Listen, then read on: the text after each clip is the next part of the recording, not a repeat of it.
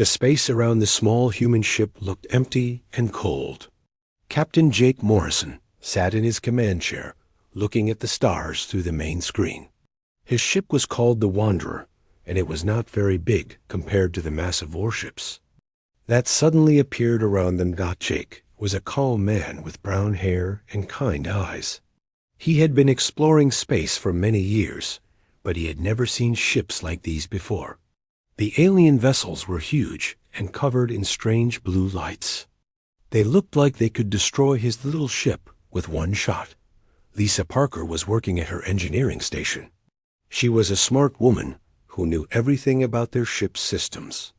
Her hands moved quickly over the controls as she checked their defenses. Ben Clark sat at the communications desk. He was young and always stayed calm even when things got scary. The biggest alien ship sent them a message. The voice was deep and sounded angry. "Small vessel, you will surrender now. We are the Zephyrian Empire. You will come with us or we will destroy you." Jake looked at his crew. Lisa nodded at him. Ben was ready at his station. Jake pressed the button to reply. "This is Captain Jake Morrison of the human ship Wanderer. We come in peace. We are just exploring this area. We don't want any trouble." The alien voice came back even angrier. "You dare to refuse the Empire. Your species is unknown to us. You will surrender or die." Jake sighed. He did not want to fight, but these aliens were not giving him a choice. "Lisa, can you turn on the phase shifter?" Lisa smiled. "Already done, Captain. We are ready." The alien ships began to glow with energy. Jake could see their weapons charging up. These were not small weapons. Each of the alien ships was 10 times bigger than the Wanderer. Their weapons looked like they could blow up a small moon. Admiral Kekstar commanded the Zephyrian fleet from his flagship. He was a proud warrior who had conquered many worlds for the Empire. His green skin was covered in battle scars. His forearms moved as he gave orders to his crew. "Fire all weapons. Destroy that tiny ship."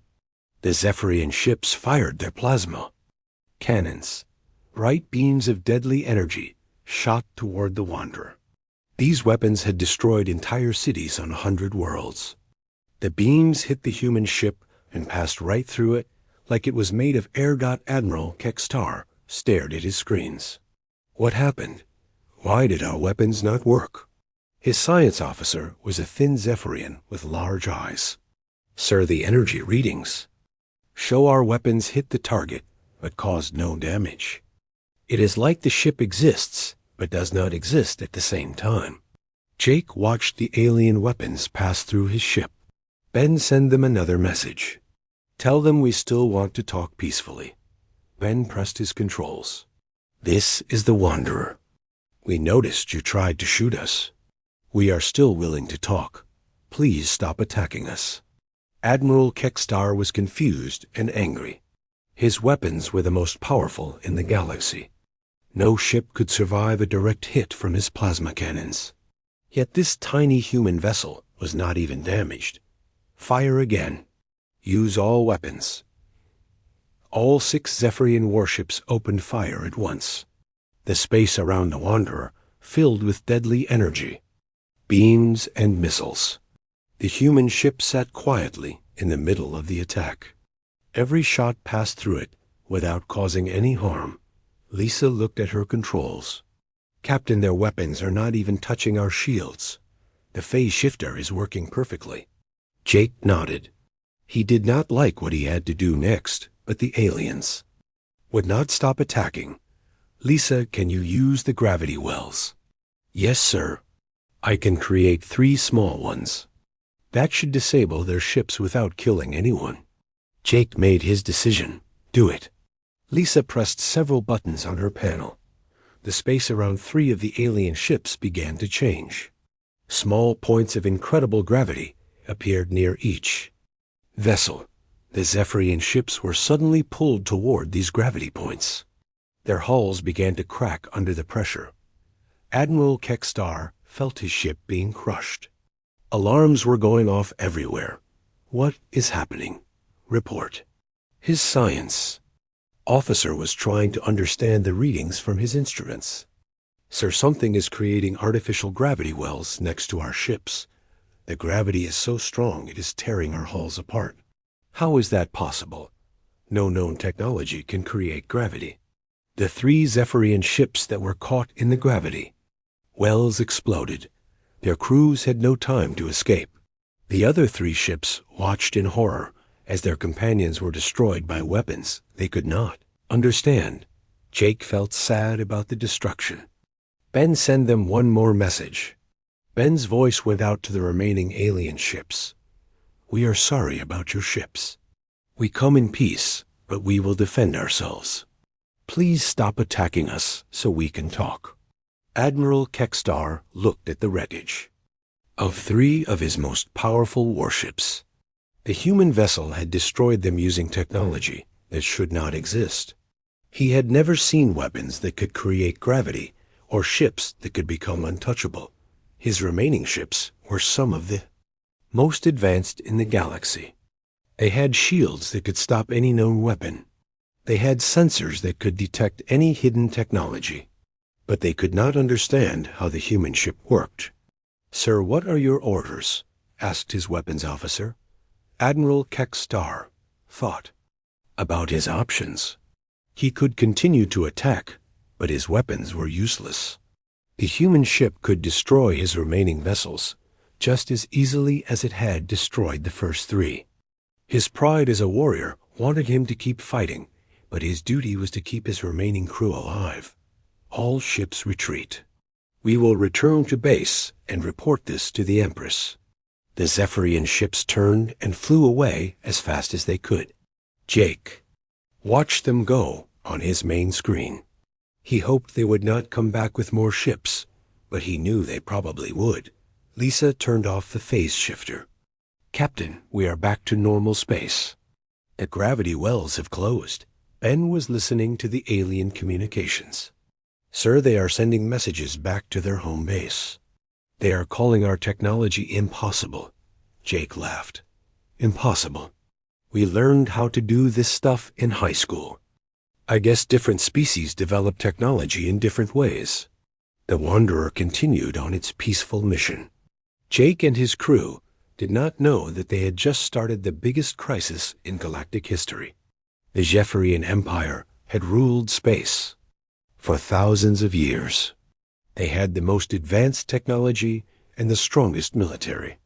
Now they had met humans who treated the laws of physics like suggestions. Admiral Kekstar's report would reach the imperial capital in 3 days. When it did, the entire empire would learn that there was a species in the galaxy that could do things that should be impossible. The humans did not use technology like other species. They seemed to change reality itself. The small human ship flew deeper into space. Captain Jake Morrison had no idea that he had just terrified the most powerful empire in the galaxy. He was just doing his job, exploring new areas and hoping to meet friendly alien species. The next time they met, it would be under very different circumstances. The Imperial Palace on Zentara Prime was the most beautiful building in the galaxy. Its crystal towers reached up toward the purple sky, while golden bridges connected them like a giant web. Inside the largest tower, Empress Velsina sat on her throne, waiting for Admiral Kekstar to arrive. The Empress was an impressive sight. Her skin was silver, and her 6 arms were decorated with the symbols of her power. She had ruled the Zephyrian Empire for 50 years and had never faced a threat she could not handle. Today, that might change. Admiral Kekstar entered the throne room with his head down. Behind him walked Dr. Thane, the chief science advisor. Dr. Thane was old even for a Zephyrian, and his brain was the smartest in the Empire. If anyone could understand the human technology, it would be him. Tell me about these humans, the Empress said in her deep voice. Admiral Kekstar lifted his head. Your Majesty, they have technology that makes no sense. Their ship could not be touched by our weapons. They created gravity from nothing and used it as a weapon. My sensors could not understand how any of it worked. Dr. Thane stepped forward. Your Majesty, I have studied all the data from the battle. The humans appear to control the basic forces of the universe. They can make their ship exist in a different phase of reality. They can create and control gravity like we control light. The Empress leaned forward on her throne. Are you telling me they are more advanced than we are? Your Majesty, they are not just more advanced. They seem to use physics that we did not know existed. Our science says what they did is impossible. Far away in space, the human ship Wanderer continued its peaceful journey. Captain Jake Morrison was reading reports from his crew while drinking coffee. Lisa Parker was in the engine room doing regular maintenance on their systems. Hey Jake, Lisa called out. I need to recalibrate the phase shifter. We used it pretty hard during that fight. Jake smiled. No problem, Lisa. Take all the time you need. Lisa opened up the phase shifter control panel. To her, it was just another machine that needed regular care. She did not know that across the galaxy, the greatest scientists in the Empire were trying to figure out how it worked. To Lisa, it was as normal as a car engine. Ben Clark was at his communication station listening to radio signals from nearby space. He picked up some strange transmissions that sounded like the aliens from yesterday. Captain, I am getting some weird messages. I think those aliens are talking about us. Jake walked over to Ben's station. What are they saying? Ben adjusted his controls. They keep using words like impossible and sorcery. They seem really upset about something. Jake laughed. I guess they have never seen a phase shifter before. Different species develop different technologies, I suppose. On Zentara, Prime Dr. Thane was showing the Empress video recordings of the human ship. The recordings showed the Zephyrian weapons passing through the Wanderer like it was not there. Then they showed the human ship creating gravity wells that destroyed 3 Imperial warships. Look at this carefully, Your Majesty, Dr. Thane said. Watch how the human ship changes. One moment our sensors can detect it normally. The next moment it becomes like a ghost. But it can still use weapons while in this ghost state.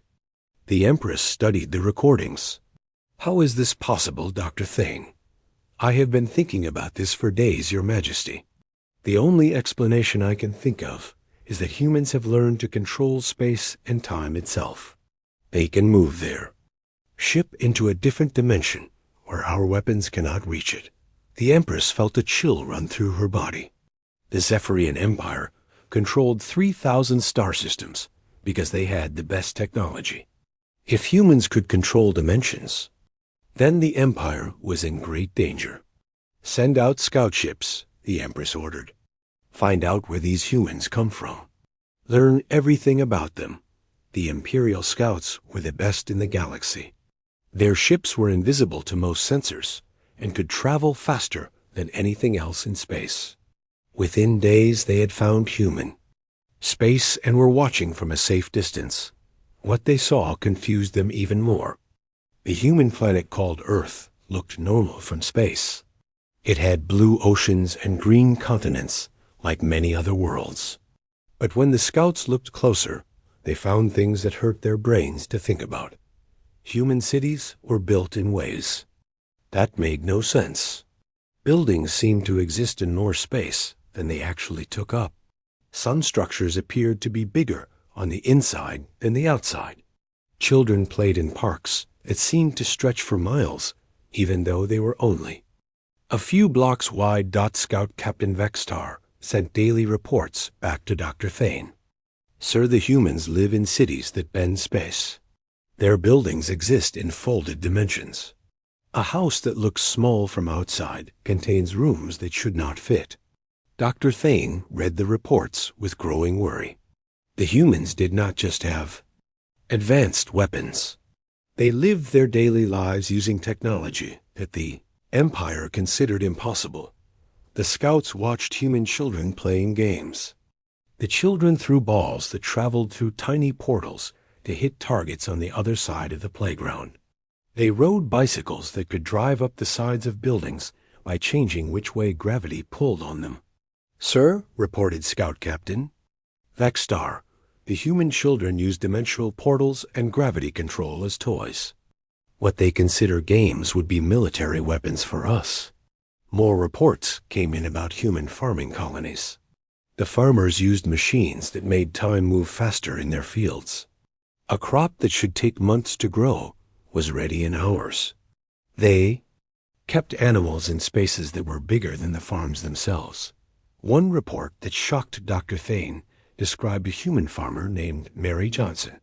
She was taking care of creatures that existed in several probability states at once. The same animal could be in different places doing different things all at the same time. The humans treat impossible science like everyday tools, Dr. Thane told the Empress. They use time control for farming. They use dimensional folding for housing. They use probability manipulation for livestock. The Empress was beginning to understand the real problem. "Dr. Thane, are you telling me that humans have technology so advanced that they use it for normal life?" "Yes, Your Majesty. What we consider the most advanced theoretical physics they use for cooking dinner and walking their pets." The Scout reports kept coming. Humans had ships that traveled by willing themselves to be somewhere else. They had communication systems that sent messages instantly across any distance. They had manufacturing that created anything they needed by asking space to make it for them. Dr. Thane spent sleepless nights trying to understand the implications. The Zephyrian Empire had always believed they were the most advanced species in the galaxy. They had conquered other worlds because their technology was better. Now they had found a species that used the fundamental forces of the universe like simple tools. "Your Majesty," Dr. Thane said during his final report, "I believe the humans are not just more advanced than us. They seem to understand reality in a completely different way. Where we see laws of physics that cannot be broken, they see suggestions that can be changed." The Empress looked out the window of her palace at the great city below. For thousands of years, the Zephyrian Empire had been the strongest power in the galaxy. Now she was learning about a species that could rewrite the rules of existence. "What do you recommend, Dr. Thane?" "Your Majesty, I think we need to learn more about these humans. But we must be very careful. If they wanted to conquer the galaxy, they probably could do it easily." The Empress made her decision. The Empire would send a test fleet to human space. They would try to capture some human technology and see if it could be understood. If the humans were truly as powerful as they seemed, then the Empire would need to decide whether to fight them or join them. Grand Admiral Zexron stood on the bridge of his flagship looking at the human colony world ahead. He commanded the most powerful battle fleet in Zephyrian history. 50 of the Empire's best warships surrounded the planet called New Austin. Each ship carried enough firepower to destroy a moon. The Grand Admiral was a legendary warrior. His red skin was covered in medals from 100 victories. His 8 eyes could see details that others missed. He had never lost a battle and did not plan to start now. "Admiral," called his tactical officer, "we are in position around the human world. All ships report ready for battle." Grand Admiral Zexron studied the planet below. He expected to see military bases and defense platforms. Instead, he saw farms and small towns. The humans seemed to be living normal, peaceful lives. "Are you sure this is the right planet?" he asked his navigation officer. "Yes, sir. Our scouts confirmed this is a human colony. Population about 50,000. The Grand Admiral was confused. Where were the military fortifications? Where were the weapon systems? This looked like any ordinary farming world. On the planet's surface, Mary Johnson was feeding her cattle in the morning sun. Her animals were special because they existed in multiple probability states. She could milk the same cow in 3 different timelines and get 3 times as much milk. Her neighbor Pete Williams was building a new house for his family. The house was normal-sized on the outside, but Pete was using dimensional folding to make it huge on the inside. His children would have plenty of room to play, even though the house only took up a small piece of land. Sheriff Danny Cole was drinking coffee outside his office when he noticed the alien ships in the sky. He was a calm man who had been keeping peace in the colony for 10 years. He had seen strange things before, but never a whole fleet of alien warships. Danny walked inside his office and pressed a button on his desk. This activated the emergency communication system that connected him to every person in the colony. Folks, this is Sheriff Cole. We have some visitors in the sky. Everyone stay calm and go about your business. I will handle this. Colony Administrator Helen Davis was working in her garden when she got the sheriff's message. She was a kind woman who had helped build New Austin from an empty world into a thriving community. She looked up at the alien ships and sighed. I suppose I should go talk to them, she said to her roses. Grand Admiral Zexron was getting impatient. Communications Officer, hail the planet. Tell them to surrender. The message went out to New Austin. Human colony, you are surrounded by the Imperial fleet. Surrender now, or we will destroy your world. Helen Davis heard the message while she was walking to the communications center. She picked up her portable communicator and replied, "Hello there. This is Helen Davis, the colony administrator. Is there something we can help you with today?" Grand Admiral Zexron was surprised by the calm response. You will surrender all your technology to the Empire. Resist and you will be destroyed. Helen reached the communication center and sat down. At her desk, I am sorry, but we cannot do that. This is our home. If you need technology, we would be happy to trade with you. We always enjoy meeting new species. The Grand Admiral was getting angry. You dare refuse the Empire. We have 50 warships. You have no defenses. Helen looked out her window at the peaceful farms and smiled. Actually, we do have defenses. Every colony needs them. But we prefer to talk rather than fight. Grand Admiral Zexron had heard enough. All ships open fire. Destroy their cities, but leave some of their technology intact. The Imperial fleet began firing their weapons at the human colony. Beams of energy that could melt mountains shot down toward the farms and towns. The humans should have died instantly. Instead, something impossible happened. The energy beams hit an invisible barrier above the planet and stopped. The weapon's fire hung in the air like it was frozen in time. What is happening? Shouted the Grand Admiral Dot. His science officer was staring at his instruments. Sir, our weapons fire has been caught in some kind of temporal field. The energy is not moving forward in time. Sheriff Danny Cole had activated the colony defense grid when he saw the aliens preparing to fire. The defense system was standard equipment that every human settlement used. It created a bubble of altered time around the planet. Attention alien ships, Danny said into his communicator. Your weapons are caught in a causality loop.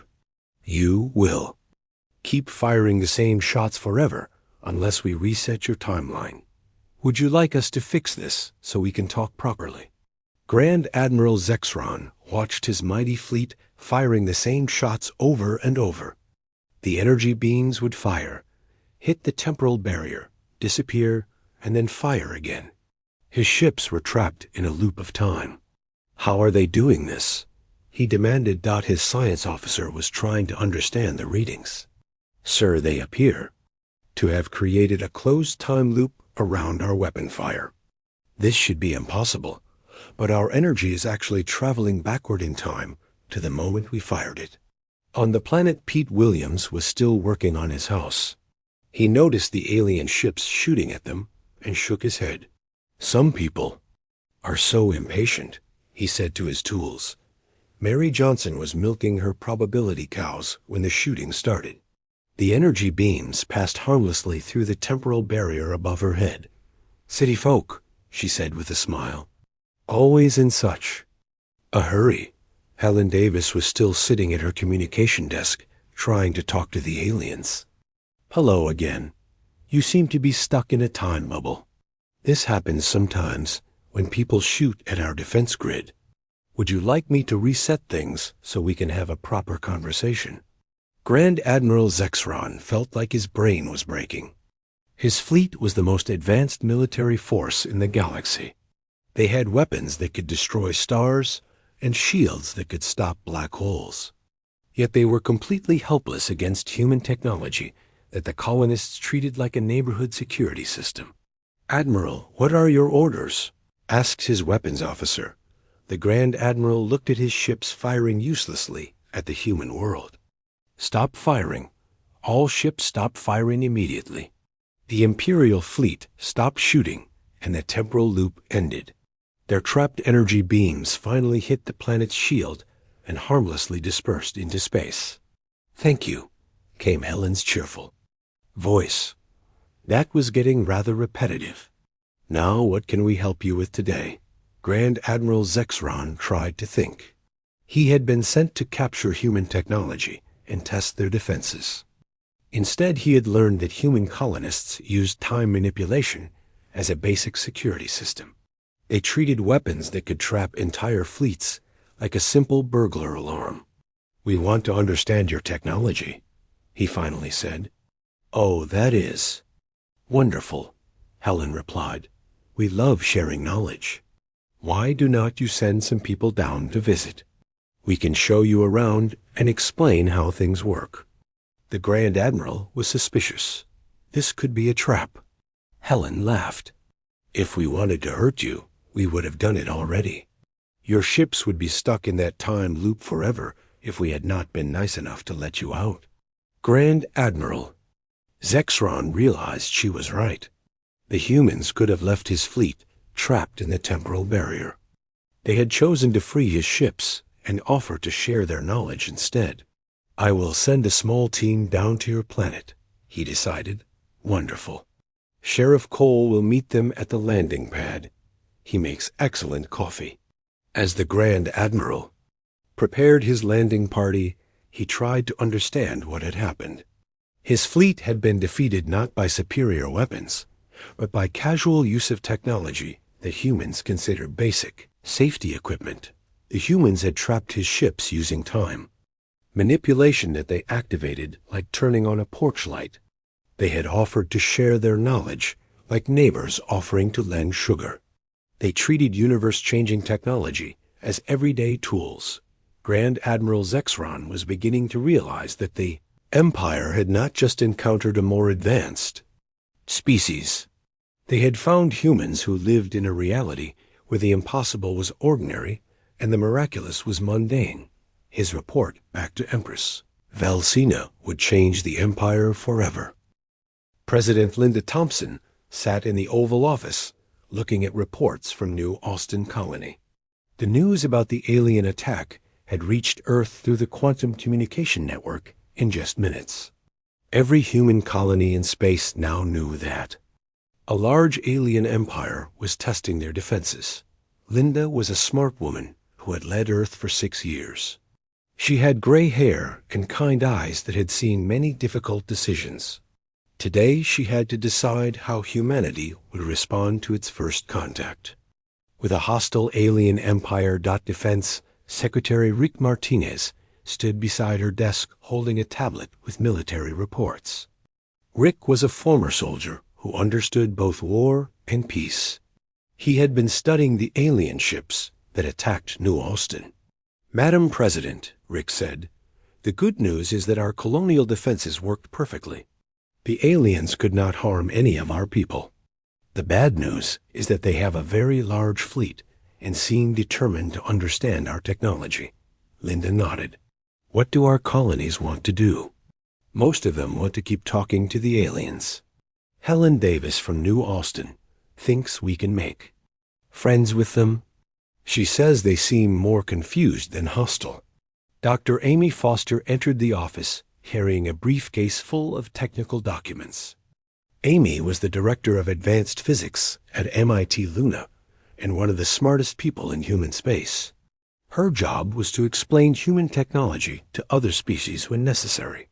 "Dr. Foster," Linda said, "what is your assessment of the situation?" Amy sat down and opened her briefcase. "Madam President, these aliens appear to be using technology that is about 200 years behind ours. Their weapons and ships are very impressive, but they still think in terms of normal physics."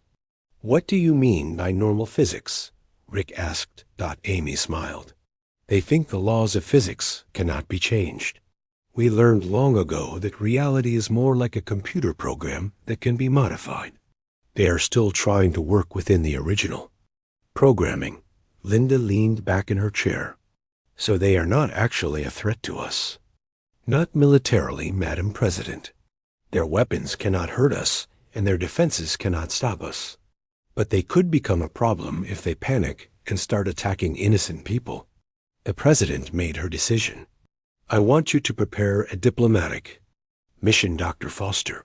Take some of our people to meet with their leaders. Show them that we want to be friends." "What kind of demonstration should I prepare?"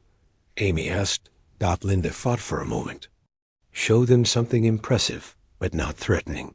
Make it clear that we could defend ourselves, but prefer to cooperate." Dr. Amy Foster spent the next week preparing for the diplomatic mission. She selected what she considered basic examples of human technology that would not scare the aliens too much. Simple gravity manipulation, dimensional storage, consciousness transfer, and matter compilation seemed like good starting points. Captain Steve Rogers was chosen to command the diplomatic ship. Steve was a calm man with blonde hair and blue eyes, who had been exploring space for 15 years. He was known for his ability to make friends with anyone he met. The starship Harmony was prepared for the mission. It was not a warship, but it had all the standard human technology that made it practically invulnerable. Dr. Carol Bennett joined the crew as the ship's physicist. She was a young woman with brown hair who could explain complex science in simple terms. Engineer Tony Stark came aboard to demonstrate human manufacturing technology. Tony was a cheerful man who could build almost anything using basic matter compilation. Dr. Nancy Drew joined as the xenobiologist to help understand alien psychology. "Remember, everyone," Captain Rogers told his crew, "we are going there to make friends. These aliens are scared of us because they do not understand our technology. We need to show them that we are peaceful people who want to help." The Harmony left Earth using probability navigation. This was a human transportation method that worked by calculating all possible paths to a destination and then choosing to exist on the path that led there directly. To observers, it looked like the ship simply willed itself to be somewhere else. The journey to the alien capital world took only a few hours. Captain Rogers had the ship drop out of probability space, just outside the planet's solar system. He did not want to scare the aliens by appearing too suddenly. "Carol," he said to Dr. Bennett, "send them a message. Tell them we are coming for a peaceful visit." Dr. Bennett transmitted a message toward the alien world. "This is the human diplomatic ship Harmony. We would like to meet with your leaders to discuss friendship between our peoples. We will arrive at your planet in 1 hour. On Zentara Prime." Empress Velsina received the human message with surprise. Her scouts had not detected any human ship approaching her system. Where had they come from so quickly? "Dr. Thane," she called to her science advisor, "how did the humans get here so fast?" "Our nearest scout report showed them leaving Earth just hours ago." Dr. Thane studied his sensor readings. "Your Majesty, I believe they used some form of faster-than-light travel that our sensors cannot detect. They may have crossed hundreds of light years in just a few hours." The Harmony approached Zentara Prime using normal spaceflight so the aliens could track them. Captain Rogers wanted to be polite and not surprise their hosts. But even flying slowly, the human ship moved in ways that confused Zephyrian sensors. Your Majesty, reported the planetary defense commander, the human ship is approaching, but our sensors show impossible readings. The ship seems to be in several places at once. Tony Stark was running a diagnostic on the ship's systems. Steve, we have a small problem. Our probability wake is confusing their sensors. Should I stabilize us to one timeline? Captain Rogers nodded. Good idea, Tony. We want them to feel comfortable. The harmony suddenly became visible to Zephyrian sensors as just one ship instead of multiple probability echoes. But this created a new problem. The human ship had just materialized inside the planet's defensive shield system. Alarms began ringing all across. Centaura Prime.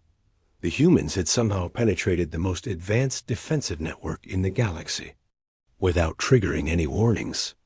They were now flying calmly toward the capital city as if nothing had happened. Your Majesty, reported the defense commander, the human ship is inside our shields. I do not know how they got through without triggering our systems. Captain Rogers heard the alarm sounds coming from the planet below. Carol sent them another message. I think we might have startled them. Dr. Bennett opened a communication channel. Hello, this is Captain Rogers of the Harmony. We are here for the diplomatic meeting we arranged. We are sorry if we surprised you. Should we have used the front door instead? A casual apology for penetrating impregnable defenses sent several Zephyrian officers into shock.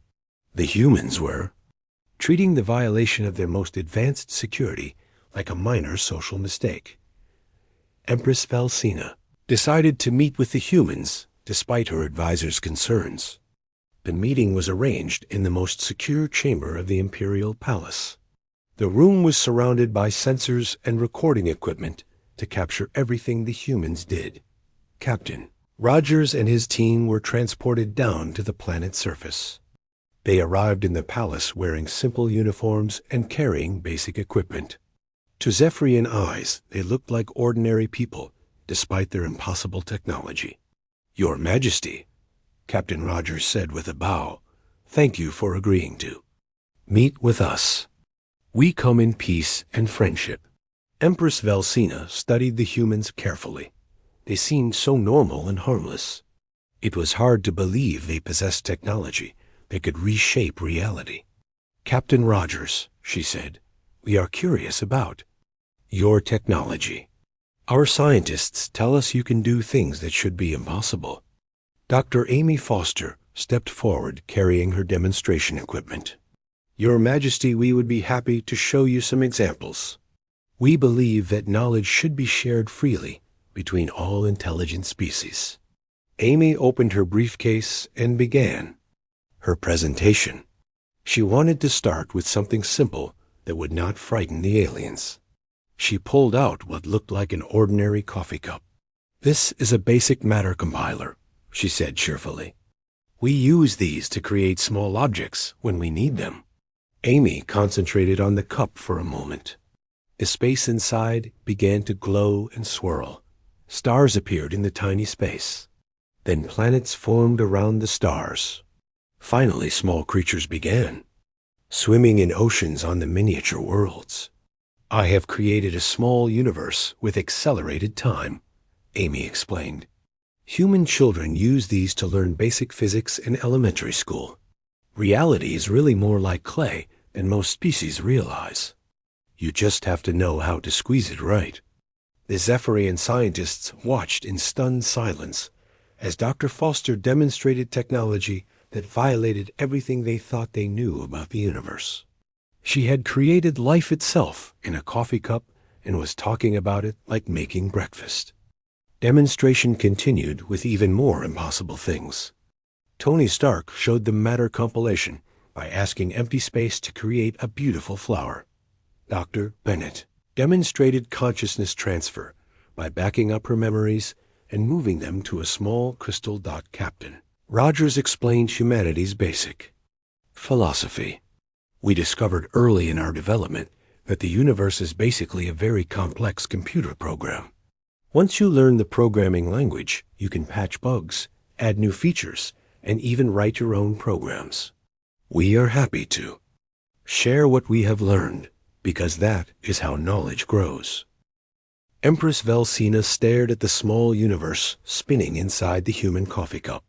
Tiny creatures were building cities on miniature planets, while stars burned in the accelerated time of the contained space. Dr. Amy Foster had created an entire cosmos as casually as making tea. "How is this possible?" the Empress whispered. Amy smiled and closed the universe carefully. "Your Majesty, reality is much more flexible than most people think.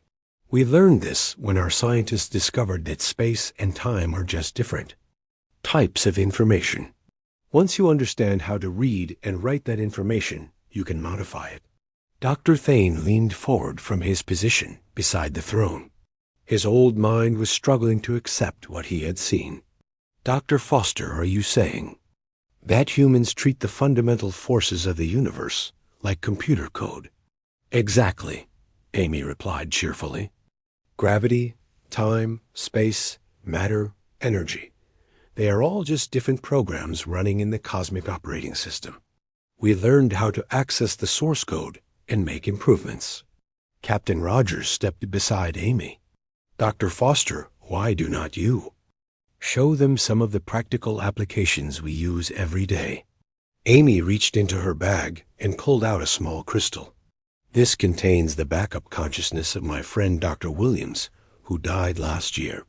Death is really more of an inconvenience than a tragedy once you learn how to store and transfer consciousness." The crystal began to glow, and a holographic figure appeared above it. The figure looked like a middle-aged human man with a friendly smile. "Hello, everyone," the hologram said. "I am Dr. Williams. I died in a shuttle accident, but Amy saved my consciousness before my brain stopped working." Several Zephyrian officials gasped in shock. The humans had defeated death itself and were talking about it like fixing a broken machine. Amy continued her demonstration. "We also learned how to manipulate matter at the quantum level." She held up her empty hand and concentrated. Particles began gathering in her palm, creating a perfect diamond as big as an egg. Why mine asteroids when you can just ask space to make you some carbon and arrange it however you want? Tony Stark joined the demonstration by creating a complex electronic device for nothing. "We use matter compilation for manufacturing. I can build a computer or a spaceship just by telling reality what I need and where to put it." Dr. Bennett showed them temporal archaeology. She created a small window in time that let them see the palace as it had looked 1,000 years ago. "We use time viewing to study history and solve crimes. The past is always there if you know how to look at it." Captain Rogers watched the amazed faces of the Zephyrian leaders. "Your Majesty, we know this must seem impossible to you. Different species develop different ways of understanding the universe. We would be happy to teach you what we have learned." Empress Velsina felt her entire worldview changing. The Zephyrian Empire had conquered 3,000 star systems because they had better weapons and ships than other species. Now she was meeting humans who treated the laws of physics like suggestions. "Captain Rogers," she said slowly, "if your people can do all these things, why have you not conquered the galaxy?" "You could easily defeat any military force." Steve smiled. "Your Majesty, we do not want to conquer anyone. We believe the universe is more interesting when everyone gets to explore it together.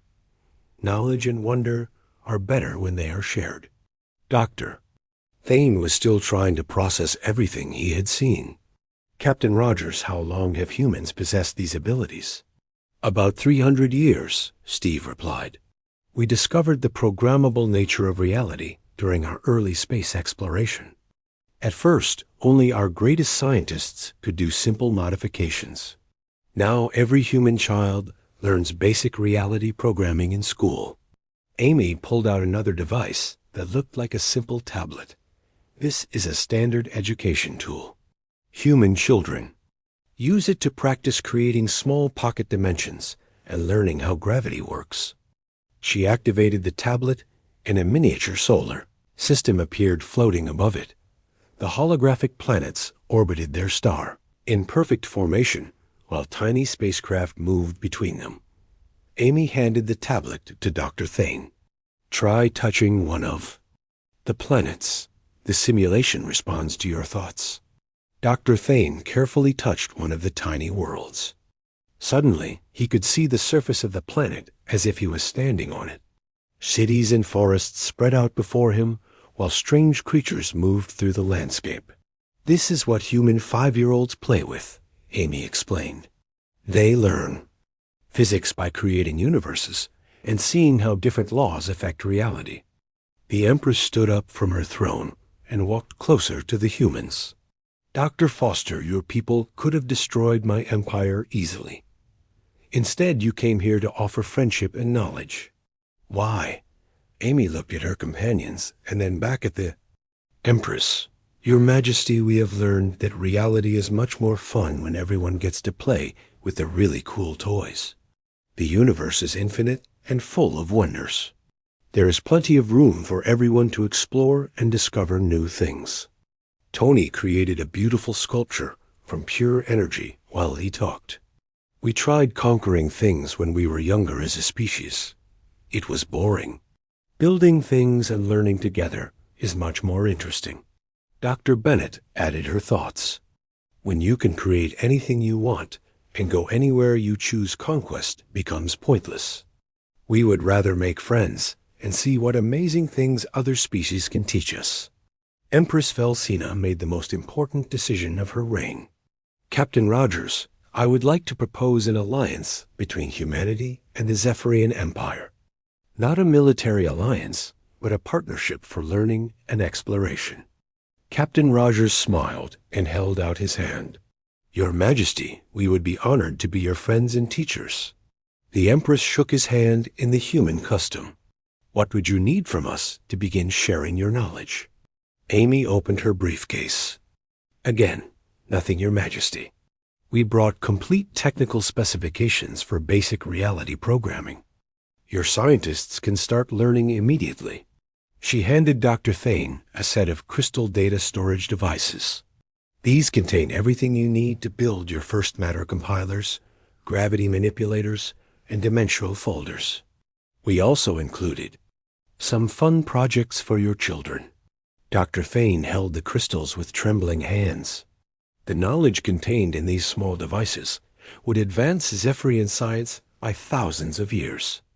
There is just one thing we ask in return, Captain Rogers said. The Empress tensed.